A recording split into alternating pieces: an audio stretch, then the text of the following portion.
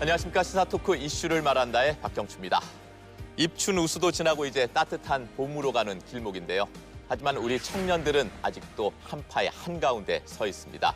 청년 실업률이 역대 최고치를 기록하고 있고 고용시장의 체감 온도 역시 뚝 떨어져 있기 때문인데요.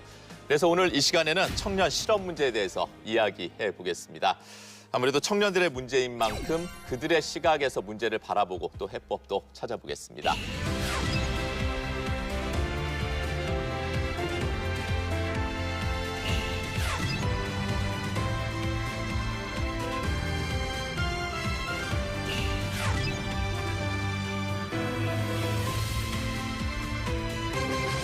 자, 먼저 어떤 일 하고 계신지 우리 민선영 씨부터 좀 소개를 해주시죠. 네, 저는 대학교를 2013년도에 입학을 해서 종교학과를 다니고 있고요. 지금은 이제 휴학 상태에 놓여 있습니다. 그리고 나서 지금은 청년참여연대에서 공동운영위원장으로 같이 활동을 하고 있습니다. 청년참여연대라고 하면 우리가 흔히 알고 있는 참여연대 청년 버전쯤 되는 건가요? 네, 그렇게 생각하시면 이해가 훨씬 빠르실 것 같은데요. 저희 청년참여연대는 청년이 만드는 즐거운 변화, 그리고 지속 가능한 세상을 위해서 청년 스스로가 문제를 파악하고 진단하고 그리고 이제 어떤 대안을 제시하는 청년 당사자 그룹이라고 생각해 주시면 될 것 같습니다. 네, 역시 민선영 씨도 요즘 가장 큰 관심이 취업 문제인가요? 네, 저도 사실은 이제 곧 취업을 이제 해야 되는 상황이어가지고 그래서 이제 휴학도 그래서 하게 되었는데요.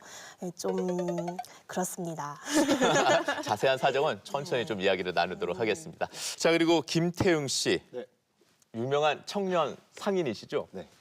저는 남도반찬이라고 가업승계해서 반찬 가게를 운영 중에 있고요. 또 전국 청년상인연합회 대표로서도 지금 활동을 하고 있습니다. 그러면 가업은 언제부터 이으신 거예요? 지금 6년 전에 가업을 이어받으려고 생각을 했고요. 네. 그때부터 준비해서 최근에 사업자를 가업승계한 지는 2년 됐습니다. 그럼 대학 졸업하고 바로 가업을 네, 이으신 건가요? 대학을 졸업하고요. 사실은 저도 지금 취업생들 고민하듯이 취업을 했었고요. 네. 그때 당시에도 중소기업을 선택해서 또 취업을 해서 8년 동안 근무를 했고요. 네. 그 이후에 또 전통시장에 매료돼서 가업승계를 또 이어받게 되었습니다. 자, 취업 준비생, 그리고 청년 대표, 그리고 청년 상인, 다양한 시각에서 오늘 청년 실업 문제를 논의를 해보도록 하겠습니다. 자, 이병훈 교수님, 예, 이 청년 실업 문제 지금 어느 정도로 심각한 겁니까? 매우 심각하죠. 그래서 저는 표현하기를 국가 재난 상황에 있는 청년 실업 문제다라고까지 얘기를 하는데요. 네. 통계 지표를 좀 말씀을 네. 드리면 공식 실업률에 있어서 2017년이 9.9%. 네. 그래서 뭐 10%대 육박하는 수준이긴 하니까 네. 뭐 그리 대단하냐라고 하는데 우선은 이제 과거에 비해서 매년 0.5%씩 늘어나는 식으로 해서 지금 증가세에 이르고 있다라고 얘기를 하고요. 공식 실업률이. 네. 그리고 2015년에는 그 현대경제연구원이라고 하는 네. 민간 경제연구소에서 독자적으로 거기에 그러니까 정부가 얘기하는 체감 실업률 외에 좀 더 실업의 상태에 있는 청년들을 찾아서 그 숫자를 보태니까 무려 34% 나왔어요. 2015년 기준에. 그럼 거의 3명 중에 1명이란 얘기네요. 그렇죠. 그런 것을 우리가 체감할 때는 저희 연배는 이제 주위 친구들의 자녀가 네. 과거에는 뭐 좋은 대학 갔느냐 결혼했느냐 하는데 지금 취업 문제를 다 걱정하듯이 서너 집 예. 건너 한 집마다 청년 자녀들의 어떤 취업 문제를 걱정하고 있고 그리고 아마 이제 이 같은 청년들 세대 같은 경우에는 선후배나 동기 같은 경우에 누가 취업했느냐 안 했느냐 하면서 상당수가 취업에 크나큰 어려움을 겪고 있는 현실이 되는 거고 네. 이것이 과거서부터 계속 누적이 돼 왔고 그냥 그 일반 대책으로 해결되기에는 이 문제가 그만큼 심각하다라고 하면서 정부나 사회에 특단의 대책을 요구한다는 그런 점에서 국가 재난 상황으로 봐야 되지 않느냐라고 저는 문제 진단을 하고 있는 것이죠. 네, 그렇군요. 선영 씨는 아까 휴학 중이라고 그러셨잖아요. 요즘 대학생들 중에 그렇게 졸업 안 하고 휴학을 하는 학생들이 많죠. 네, 그렇죠. 휴학을 안 하고 졸업을 하는 경우가 거의 없을 정도로 사실은 휴학은 굉장히 일상적인 학교를 다니다 보면 꼭 한 번쯤 경험하게 되는 일일 텐데요. 저 같은 경우에는 이제 4학년 2학기를 마치고 네. 휴학에 들어갔는데 이제 아직 취업 준비를 제대로 시작하지 못한 상황이에요.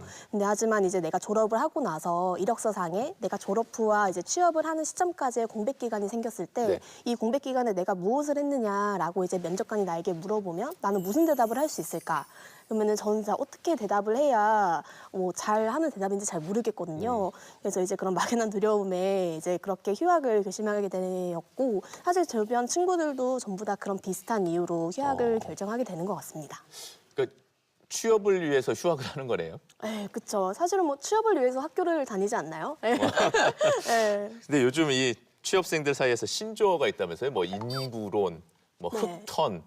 그 신조어 좀 소개 좀 해주시죠. 최근에 인구론이라 그래서 이제 저도 종교학과를 다니고 있고 네. 저도 인문계 대학생인데요. 사실 이제 인문계의 90%가 논다 해가지고 이제 인구론이라는 신조어가 그래서 인구론. 네, 아, 그렇게 인구론이라는 우리가 아는 신조어가 인구론이 생겼습니다. 아니군요. 네. 사전적 의미와는 네. 굉장히 많이 다릅니다. 흑턴은 또 뭐예요? 흑턴이라는 건 사실은 이제 인턴을 들어가게 되면 네. 인턴은 사실 어떤 그런 직장 훈련을 이제 직업 훈련을 받는 과정에서 일을 같이 하는 사람이잖아요. 근데 이제 이런 인턴이 허드렛 일만 하게 되고 직업 훈련을 제대로 받지 못하는 경우, 그냥 정말 커피만 이렇게 타고 복사만 하고 이런 경우를 흑턴이라고 하는데, 반대로 이제 금턴이라고 해서 그런 것도 있어요? 네, 소위 이제 빽 있는 인맥이 좋은 친구들이 편한 일자리를 얻었을 때, 편한 이제 인턴 자리를 얻었을 때 그때는 또 금턴이라고 하기도 합니다.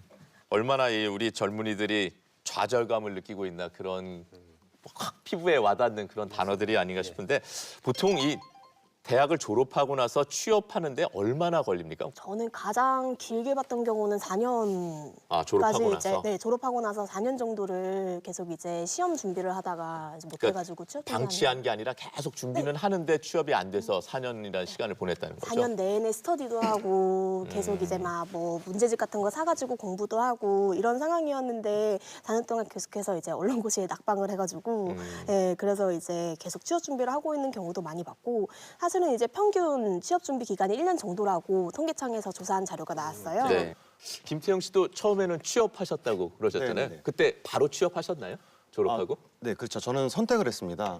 뭐 임금을 포기하는 대신에 제가 하고 싶은 일을 찾는 데 선택을 했기 때문에 네. 그래서 취업하는데 그렇게 어렵지 않으셨어요? 네, 네, 그렇습니다. 근데 그러니까 그렇게 했는데도 결국 금방 그만두셨네요.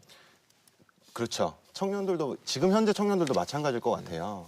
중소기업에 취업하는 데 있어서 뭔가 자기들은 하나를 포기하고 들어가는 입장인데도 불구하고 여건들이 좀 좋지 않는 상황에서 그래서 중소기업에 꺼려하는 이유도 그런 이유인 들어가 것 같아요. 보니까 네. 그 입사 전에 생각했던 환경과는 많이 다르던가요? 네, 네, 네. 그렇습니다. 어떤 면이 주도적으로 제가 뭔가 일을 진행할 수 있을 거라고 생각했는데 실질적으로 반복되는 업무들의 양이 많았고, 네, 그리고 청년들의 목소리를 낼 수 없는 부분들이 또 그때는 많았고요. 네. 그러셨군요. 네네. 요즘 취업 준비는 보통 뭐 해요? 요즘 사실은 뭐 고등학생 때부터 시작해서 대학교에 들어가면 어느 정도 방향을 잡고 대외 활동을 이제 시작을 하게 네. 되는데요. 이게 본격적이지 않지만 사실 그런 것들도 취업 준비의 일환이라고 볼 수 있을 것 같거든요. 이제 그래서 1, 2, 3, 4학년 동안 대외 활동이나 어떤 스펙 같은 걸 쌓아가지고 경험을 다지는 경우가 진짜 많고, 이제 좀 더 본격적으로 취업 준비를 한다라고 하면 4학년쯤 되어서 이제 친구들끼리 모여가지고 이제 면접 스터디나 자소서를 첨삭해주는, 네. 자기소개서를 첨삭을 해주는 그런 그룹을 만들어서 이제 하고 있어요. 혹시 이제 뭐 이렇게 만나서 오프라인으로 하는 그런 거 말고도 온라인에서도 취업을 준비하는 친구들끼리 모여서 카페에 가입을 해서 원하는 기업 분야나 이런 정보 교류 같은 걸 하기도 하고요. 비용은 별로 안 드나요? 그럼 이렇게 비용, 준비할 때 비용 진짜 많이 들죠. 사실 이제 어떤 거에 비용이 들죠? 요즘 청년들이 취업 준비를 한다고 하면 한 달에 45만 원 정도가 든다라고 하는데요. 평균요? 네, 이 어떻게 45만 원까지 나올까 싶기는 하지만서도 네. 사실 들어보면 그만큼 나올만 해요. 이제 왜냐하면 다들 이제 한 달에 취업을 하기 위해서 학원을 다니거든요. 영어 학원을 계속 다녀야 되고, 이제 내가 뭐 면접, 스피치 같은 거 준비하기 위해서도 학원을 다니기도 하고, 혹은 내가 정말 원하는 일자리가 좀 더 특별히 다른 능력을 요구한다면 그 능력을 또 쌓기 위한 것들을 학원에서 이제 쌓기도 하고요.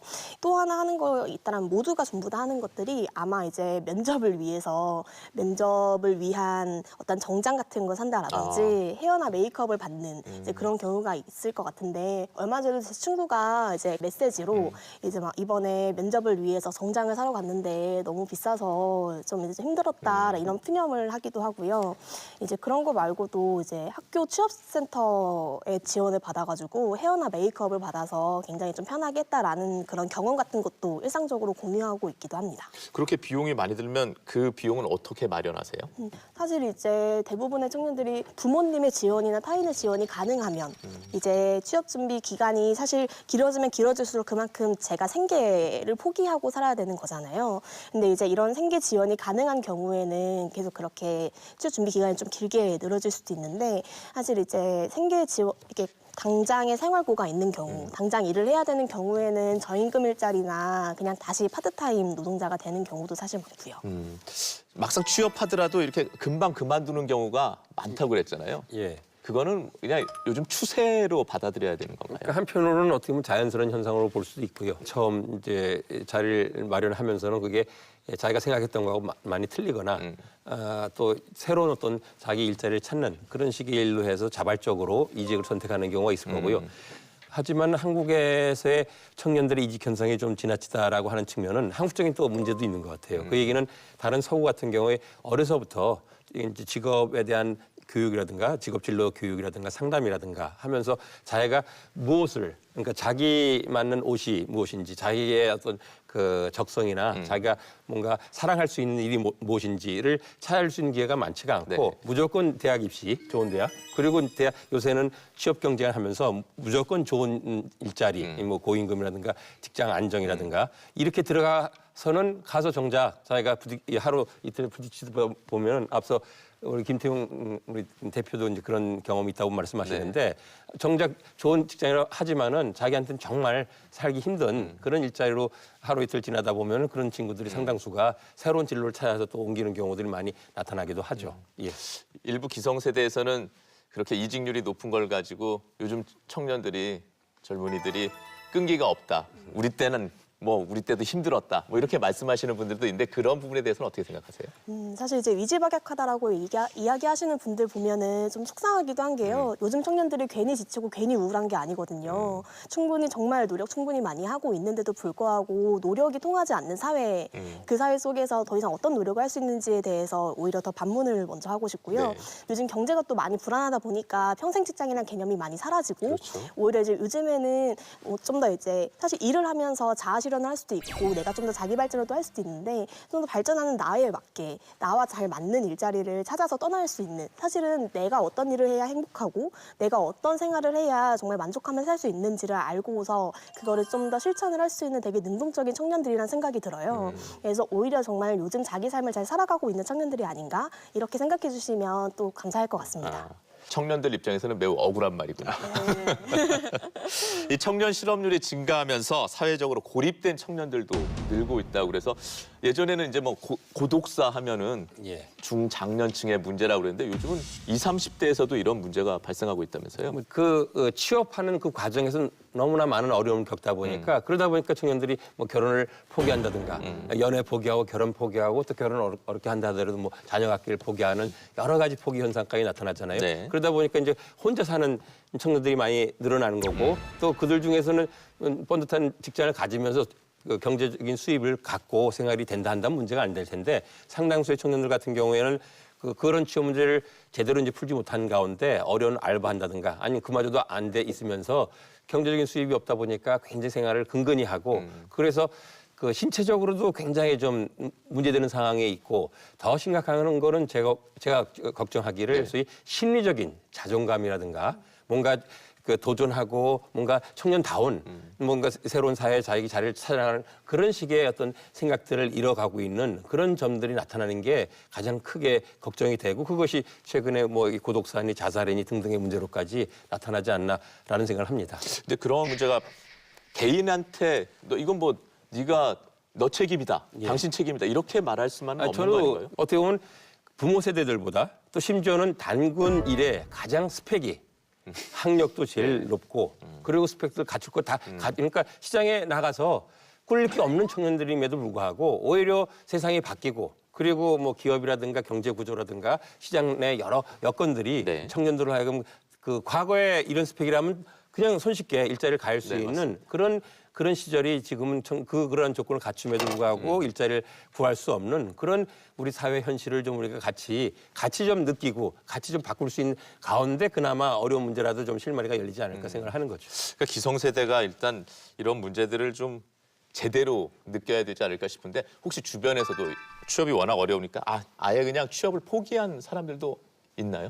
그래서 이제 니트족이라고 해서 이제 직업 훈련이라든지 아니면 교육이라든지 어떤 고용 상태에 놓여 있지 않은 청년들을 이제 니트족이라고 하는데 네. 친구들이 처음엔 자발적으로 니트족이 되었는데 나중엔 이 니트족에서 헤어나올 수가 없을까라고 생각을 해보면 이건 굉장히 비자발적으로 이제 니트족이 되는 청년들이 많이 늘어나고 있는 게 그 증거라고 봐요.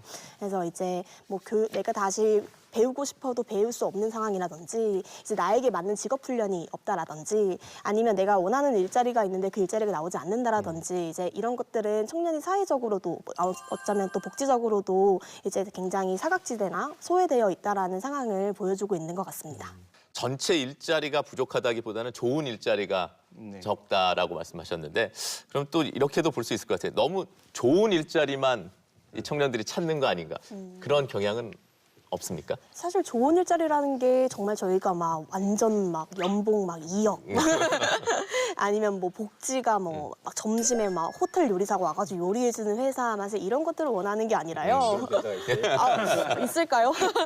네, 사실 그런 것들을 원하는 건 아니고 사실 함께 일하는 사람이 좋고 그리고 내 삶을 지킬 수 있을 정도의 노동 사실 일이 나를 삼키지 않는 그래서 나의 삶을 지킬 수 있는 노동이라는 게 사실은 좋은 일자리라고 하는 것 같은데요. 요즘에는 사실 그건 너무 기본적인 거잖아요. 당연한 흐름 같은 건데 네. 요즘엔 그런 것들이 잘 되고 있지 않으니까 되게 당연한 일자리들이 좋은 일자리라고 이렇게 소개가 또 되고 있는 것 같아서 그럼 우리가 흔히 말하는 중소기업 네. 민선영 씨 같은 경우에는 역시 중소기업에 먼저 이 첫 번째 직장으로 잡는 걸 좀 꺼려하는 그런 마음이 있습니까? 중소기업의 대부분이 이제 많은 분들이 실감하고 계시듯이 굉장히 긴 업무량에 굉장히 긴 노동 시간과 되게 과다하게 많은 업무량이 있음에도 불구하고 임금이 그만큼 나오지 않는다라든지 되게 열악한 노동 조건, 약간 이런 것들이 겹겹이 쌓여가지고 이제 중소기업이라는 것을 되게 좀 기피하게 되는 현상이 그래서 이제 보이지 않나 싶어요. 사실 이직이라는 거는 정말 내가 원하면 좀 더 나에게 맞는 일자리 사실 능동적인 일인 거고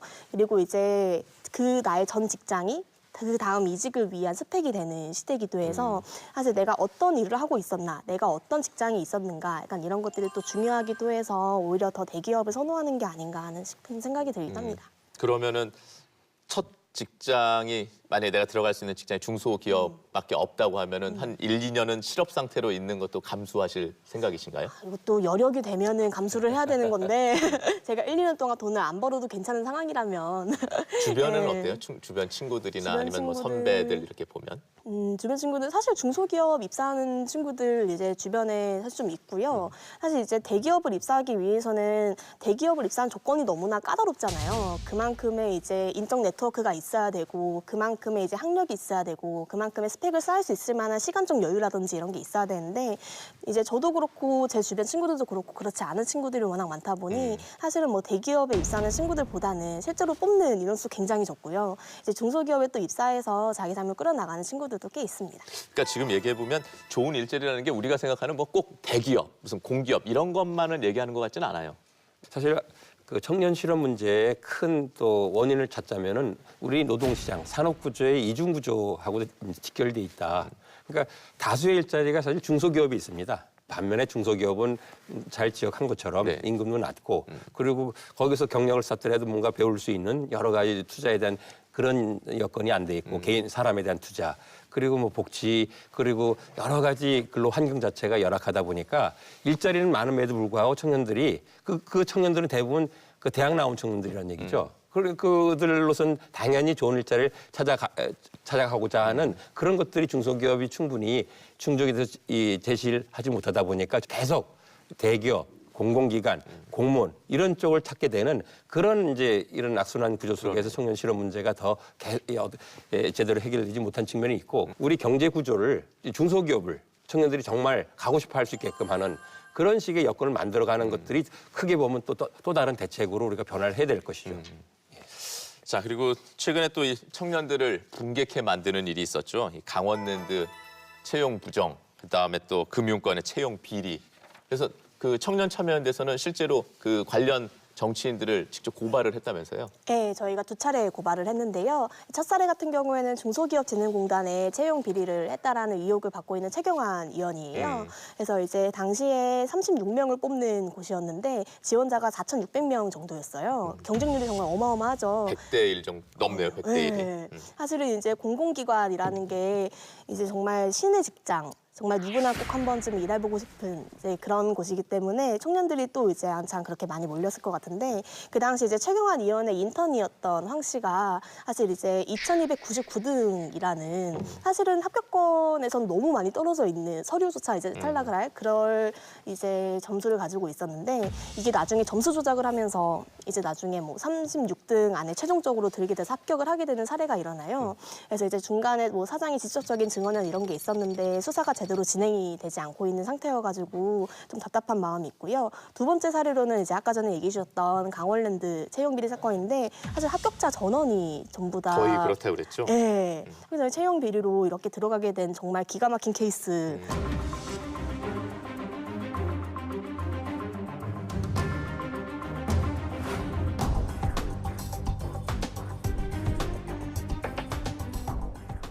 주변에서는 굉장히 많이 화내는 사람들이 많았을 것 같아요. 그럼요. 일단 저부터 너무 많이 화가 났고요. 사실 이제 당장 취업을 준비하는 친구 커뮤니티나 카페나 이제 아니면 그런 기사가 뜨는 댓글들만 살펴보더라도 청년들이 얼마나 화가 나 있고 굉장히 어이없사는지를 확인을 할 수 있어요. 유독 화가 나는 이유도 사실은 사기업이라든지 우리가 평소에 이제 준비해왔던 곳들에서 이미 채용 비리는 만연해 있다라는 걸 우리는 이미 알고 있었거든요.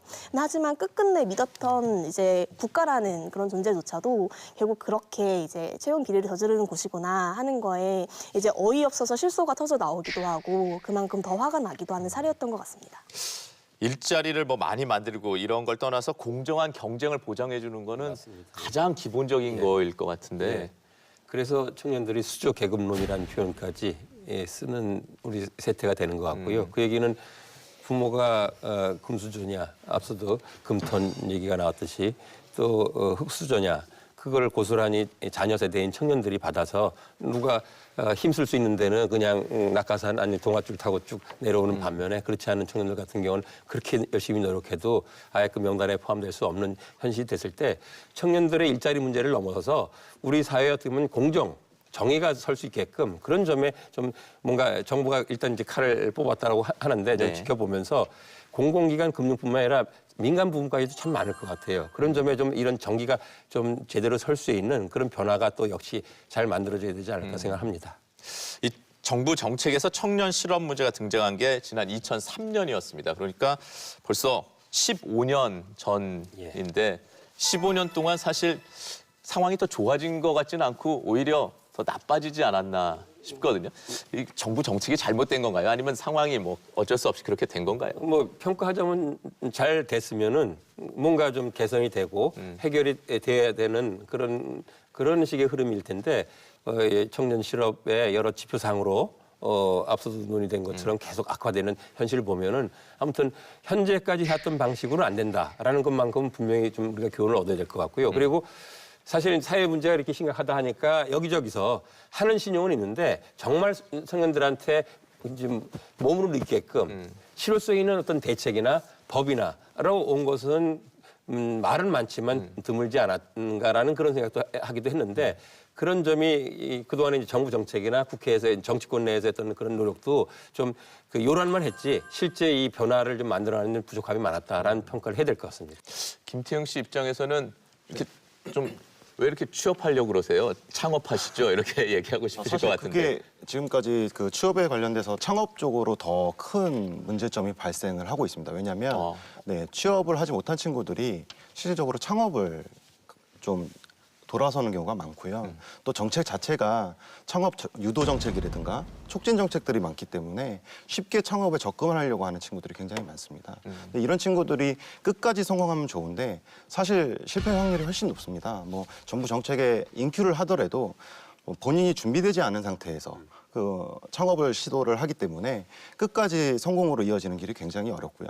근데 다만 지금까지 이제 얘기하신 것들 중에서 취업 쪽이나 이런 직장을 얻는 데 있어서는 장기적으로 좀 해결할 수 있는 부분들이 좀 부족할 수는 있겠지만 창업 쪽에서는 해결할 수 있는 방법들이 좀 있습니다. 그래요? 네네. 뭐 가업 승계, 해외 사례를 보더라도 우리나라에서는 가업 승계가 거의 1%대밖에 안 되고 있는데요. 네. 사실 청년들이 부모님 세대들의 가업을 이으면서 사실 일자리도 만들어내고 또 필요한 정말 질 좋은 일자리들을 청년들이 직접 만들 수 있는 기회들이 또 생기거든요. 그리고 제가 여기서 말씀드리는 가업 승계는 뭐 아버님 예를 들어서 아버님이 생닭집을 하시는데 생닭집을 그냥 물려받는 것이 아니라 닭에 관련된 기술들을 전수받아서 앞에서 닭강정으로 창업에 대한 가업 승계를 이어지는 경우가 굉장히 많습니다. 그래서 성공 케이스도 굉장히 많고요. 그래서 이런 부분에 있어서는 좀 취업하고 조금 접근한 방식에 있어서 청년들이 조금 다른 마음가짐으로 준비를 해서 창업적으로 좀 다가서야 된다고 생각합니다. 네. 자, 그리고 요즘 그 청년 수당 이야기도 많이 나오잖아요. 예. 이 청년 수당에 대해서는 어떻게 생각하세요? 청년 수당은 이제 당시 굉장히 획기적인 정책이었는데요. 그동안은 청년 정책하면은 사실 일자리를 주고 너희들이 이제 취업을 하든지 말든지, 그러니까 이런 식의 정책이었다면 청년 수당 같은 경우에 선투자의 형식이 굉장히 강하거든요. 이제 확실히 이제 지금 청년들이 분명히 힘든 이유는 시간의 부족일 것 같은데요. 이제 취업 준비를 하다 보면 이제 취업 준비를 하기 위해서 보내야 되는 이제 그런 시간들, 어쨌건 내가 당장 생계를 해결해야 되는 시간들이 있어서 이거를 당장 해결하기 위해 아르바이트를 시작하게 되는 경우가 진짜 많아요. 근데 이제 청년 수당을 통해서 아르바이트 할 시간을 줄이고 내가 취업 준비를 할 수 있는 시간을 늘려서 굉장히 좋았다라는 평이 있고요. 그리고 바로 최근에도 이제 청년 수당 활동 보고서가 나왔는데 아까 전에 이제 고립사 관련해가지고 네. 이제 얘기를 해주셨잖아요. 근데 이제 청년 수당 같은 경우가 친구와 만날 수 있는 시간과 여유를 선물해 주는 것이다 보니까 이제 사실은 청년들의 고립사 문제에 대해서도 굉장히 긍정적인 영향을 끼쳤다라는 이제 보고가 있습니다. 공정해야 경쟁을 할 수 있기 때문에 공정에 대한 걸 생각하는데 이렇게 경쟁을 하다 보면 사실은 함께 살 수 없잖아요. 이제 결국에는 내가 남보다 더 잘 나야 되고 내가 남보다 좀 더 뛰어나야 되는 상황이 오는 건데 이제 이러한 심리적 압박감이라든지 그런 분위기 속에서 친구와 이제 만날 수 있는 기회 같은 걸 얻을 수 있다라는 게 이게 청년 수당의 이제 정말 심리적으로나 경제적으로나 굉장히 큰 의미였던 것 같습니다. 또 한편에서는 도덕적 해이 문제를 제기하는 사람들도 있잖아요. 청년 수당은 저는 그 기성세대가 아닌 건 아닐 텐데 아무튼 그 오히려 청년들에 대한 투자로 이해를 하자. 사회적 투자다. 유스 개런티, 이 청년 보장 정책이라는 걸 유럽에서도 우리 못지않은 청년 실업 문제를 겪고 있는 유럽, 특히 프랑스 같은 경우에 이 단순히 일자리를 만들어 주는 것으로 그치는 게 아니라 일자리를 당장 원하는 일자리를 다 100% 만들어주면 좋은데 그것이 한계가 있으니까 그 일자리를 갖지 못하는 그 유효화되거나 아니면 여러 가지 어려움을 겪고 있는 청년들이 그 이행의 다리에서 좀 더 씩씩하게 자기 앞길을 계속 걸어나갈 수 있게끔 할 수 있는 그중에 하나로 청년 수당이 되는 거거든요. 이런 투자를 했을 때 그 이행길을 잘 건너가면 그 하나하나의 개인 청년들의 행복으로 끝나는 게 아니라 사회, 우리 사회, 대한민국 사회의 미래가 밝아진다는 얘기죠. 우리 미래 세대인 만큼. 그런 점에서 좀 저는 그 국가가, 사회가 투자할 만하다고 저는 생각을 합니다. 좋네요. 투자. 청년 수당은 투자다. 예. 뭐 좋은 일자리가 굉장히 많아지면 좋을 텐데 뭔가 둘 중에 하나를 선택해야 되지도 않을까 생각해요. 일자리를 많이 늘리는 정책을 주로 하든지 아니면 좋은 일자리를 늘리는 쪽에 힘을 실어주든지 지금은 양쪽을 다 이게 두 마리 토끼를 다 잡으려는 거 아닌가 이런 생각도 드는데요. 욕심되는 그런 그 주문일지 몰라도 두 마리 다 토끼를 쫓으셔야 됩니다. 사실 지난 9년 동안에 또 다른 해외 사례로도 그렇고 국내 이제 그 보수 정부가 네. 해왔던 거는 양위주의 정책이었거든요. 그렇지만 청년들 문제 해결이 안 됐어요. 그 고학년 청년들한테는 그런 일자리는 나 가고 싶지 않다 하면서 이렇게 쌓인 측면도 있거든요. 그런 점에서는 양 못지않게 그 질을 좋은 질, 그래서 괜찮은 일자리, 양질의 일자리를 찾고 만들어주고 그리고 나누는 그런 식의 노력이 절대적으로 필요하다. 그건 유럽에서도 선언을 그렇게 했는데요. 그냥 더 모아가 일자리 대책이 아니라 더 베터가 함께 가는 일자리. 그래서 많은 일자리와 더 좋은 많은 일자리를 찾자라는 것들이 결국은 좀 정부한테 너무 과한 주문일지 몰라도 이건 정부뿐만 아니라 노사, 우리 사회 모두가 같이 해결해야 될 큰 숙제가 되는 것이죠. 저도 이제 사실은 이게 두 가지를 포기를 해서도 안 되고 사실은 포기를 하지 않아도 되는 일이라고 생각해요. 네. 청년 구직자들에게 놓여져 있는 일자리 개수가 일본은 1.4개인 거에 비해서 청년 0.6개라는 통계도 있어요. 그래서 뭐 통계 따라 워낙 다른 것이기 때문에 어떻게 해석을 해야 될지는 잘 모르겠지만 근데 이제 사실 청년들의 일자리가 전체적 양이 부족하다면 그 양을 늘리는 것도 굉장히 중요한 문제고 이제 질을 높이자라는 이야기는 어디서 이제 정말 획기적인 아이디어로 하는 것도 굉장히 좋겠지만 사실 있는 노동법만 지켜도 좋은 일자리는 충분히 많이 나오거든요. 근데 이제 일을 하는데 근로감독 실태가 굉장히 잘 되지 않고 있거나 이제 정말 막 업무량이 되게 뭐 야근을 해도 수당이 안 나오고 주말에 일을 해도 주말 특근비가 안 나오고 이러면은 그건 정말 좋은 일자리가 아니니까요. 근데 이제 그런 부분에 있어서 사실 있는 것만 잘 지켜도 질 좋은 일자리 충분히 많이 나온다. 이제 있는 것이라도 잘하자 이렇게 얘기를 해도 괜찮을 것 같습니다. 자, 이 청년 실업 문제를 해결하기 위해서는 또 뭐 청년들이 더 노력해야 된다. 아니면 국가가 일자리를 많이 만들기 위해서 노력해야 된다. 이걸로는 해결이 안 될 것 같고 노사정이 그야말로 정말 머리를 맞대고 묘수를 짜내야 될 것 같은데 근데 그 노사정 이런 논의 구조를 보면 실제로 청년들 당사자들의 이야기는 직접적으로 이게 잘 안 들어가는 것 같더라고요. 우리나라 노동조합 조직률이 10%밖에 안 되니까요. 90% 청년들, 비정규직들, 그리고 또 경력 단절의 여성들, 어떻게 보면 대표적인 취약한 그 위치에 있는 분들의 목소리가 좀 잘 대변이 안 된다. 조직노동, 양노총이 역할을 한다 하더라도 그래서 그런 지금 제가 알기로는 이제 사회적 대화기를 전체적으로 뜯어고치는 탈바꿈하는 그런 논의를 하면서 아마 그런 대표성을 어떻게 더 확충할 건가 논의가 될 거고요. 또 많은 일자리는 기존에 있는 일자리를 저는 그 일자리 관련하면 나누는 것도 중요하다고 생각돼요. 근로시간을 좀 줄이고 그리고 긴 만큼 한 사람이 독점했다는 얘기를 좀 줄인 만큼 다른 사람하고 나눌 수가 있다는 얘기거든요. 그런 식으로 했을 때는 아무래도 기존에 있는 조합원들이 좀 임금이라든가 근로시간을 좀 줄이고 자기 어떤 그 조카, 자식 세대의 어떤 청년들하고 일자리를 좀 나누는 그런 식의 논의가 그 사회적 대화를 통해서 잘 만들어지고 거기서 뭔가 합의가 됐을 때 그걸 힘을 받아서 국회에서 법도 만들고 정책도 힘있게 가지 않을까 생각을 합니다. 청년들의 참여가 굉장히 중요할 것 같아요. 지금까지는 이 아무래도 뭐 기업이나 기존 뭐 정부나 이런 사람들이 바라보는 시각하고 실제로 취업을 준비하고 자기가 취업을 경험해봤는데 이게 나하고 안 맞는다. 이런 부분을 막상 느꼈던 사람들이 생각하는 대책하고는 좀 차이가 있을 것 같거든요. 저희도 청년 상인들이 그동안 좀 소외받지 않았나라는 생각을 좀 갖고 있습니다. 정책만 일단 뭐 창업을 유도하는 정책들만 받아봤지 실질적으로 그 청년들이 운영해서 성공까지의 길을 정부에서 조금 안전망으로 조금 대책을 세운다거나 아니면 지원을 해준 부분들은 전혀 없었거든요.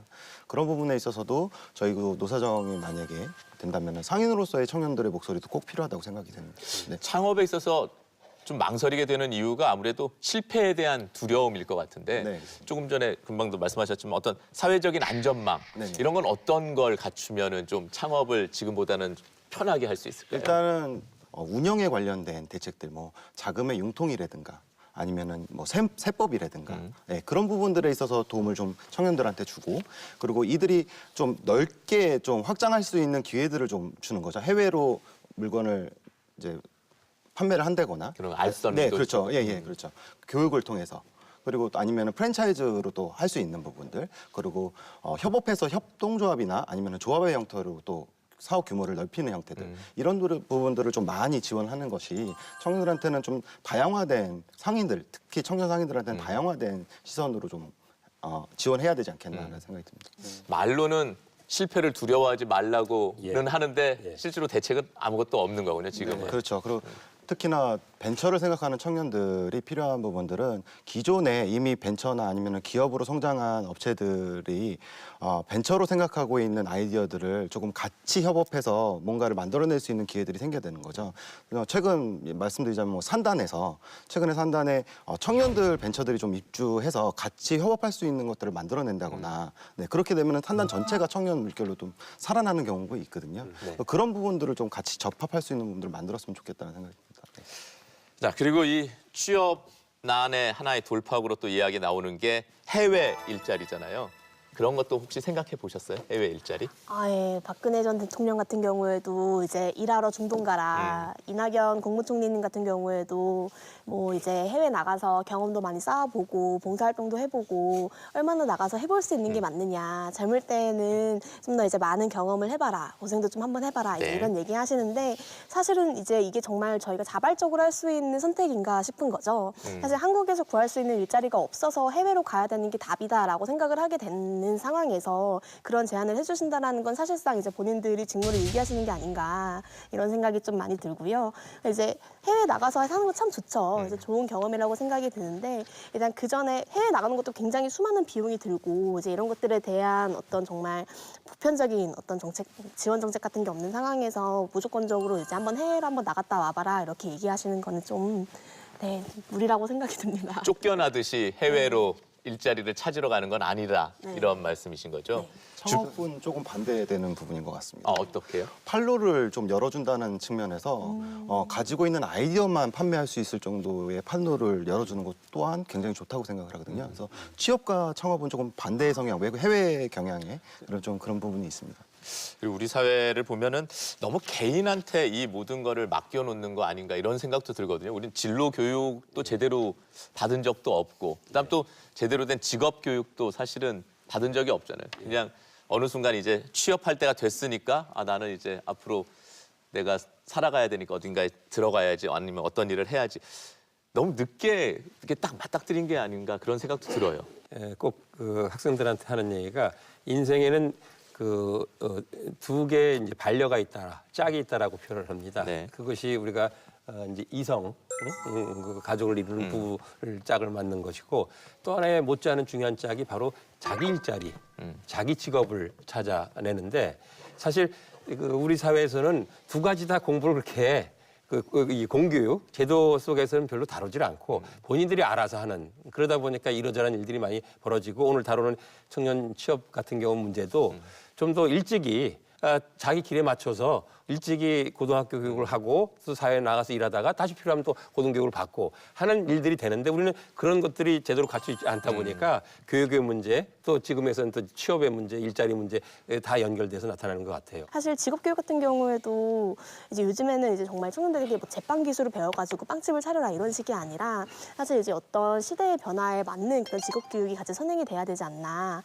이제 뭐 어디 가서 네일 아트 전부 다 배우세요. 뭐 어디 가서 이제 뭐 헤어 디자인 한번 배우세요. 이제 이런 것보다는 좀 더 이제 수요에 맞는 직업 훈련이 많이 개발이 되어야 되지 않나 이런 생각도 좀 듭니다. 자, 이제 정부가 오는 3월 중에 뭐 학자금, 취업, 결혼, 주거 이런 문제들이 총 들어가 있는 어떤 청년 종합 대책을 내놓는다고 그랬는데 자, 어떤 것들이 이 대책에 좀 들어갔으면 좋겠다 하시는 거 있으면 좀 얘기를 해 주시죠. 먼저 좀.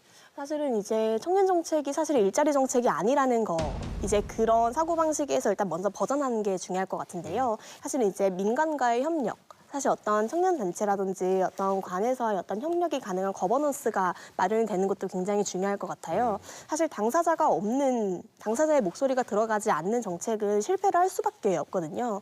그래서 여태 모든 정책들이 아무리 이제 청년과 관련된 고용 정책을 내놓아도 고용률이 제대로 올라가지 않고 실업률이 제대로 떨어지지 않고 약간 이런 것들이 사실 청년의 당사자의 목소리가 들어가지 않아서라는 생각이 들어요.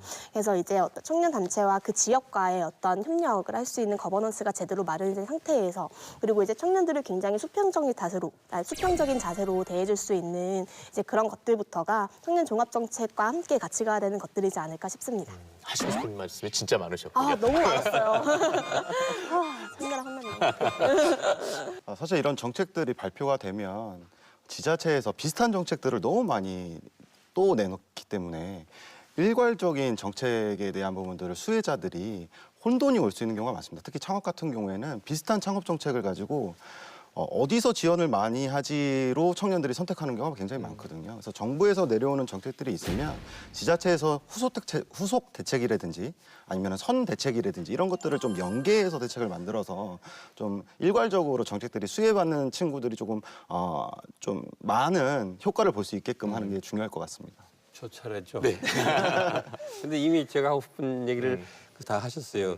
한 가지를 덧붙인다면은 오늘 토론을 하면서 저는 참 많은 걸 감동을 받았는데 이렇게 똑똑한 청년들이 있는데 이런 똑똑한 청년들이 우리 사회에 너무도 힘든 그런 어려움을 겪고 있다는 것들이 좀 한편으로는 이런 청년들한테 아까 말한 종합 대책을 만들어 가는 과정, 또 이후에 그걸 집행하는 과정에 이런 청년들이 같이 참여해서 네. 토론도 하고 의견들을 수렴하고 또 그것이 잘 되고 있는지를 평가할 수 있도록 하는 그런 가버넌스가 반드시 됐으면 좋겠습니다. 네. 자, 오늘 뭐 청년 실업 문제에 관해서 이런저런 원인도 찾아보고 대책도 논의를 해봤는데요. 뭐 하나의 어떤 열쇠가 있는 문제는 아닐 겁니다. 하지만 그 첫걸음으로 이 청년들의 이야기를 들어보고 또 어떤 대책을 세우는데 조금 전에 교수님 말씀하신 것처럼 청년들의 뜻을 많이 반영하다 보면 그 해결의 첫 걸음이 되지 않을까 이런 생각을 해봅니다. 자, 시사토크 이슈를 말한다. 오늘 순서는 여기서 마치겠습니다. 함께해 주신 여러분 고맙습니다.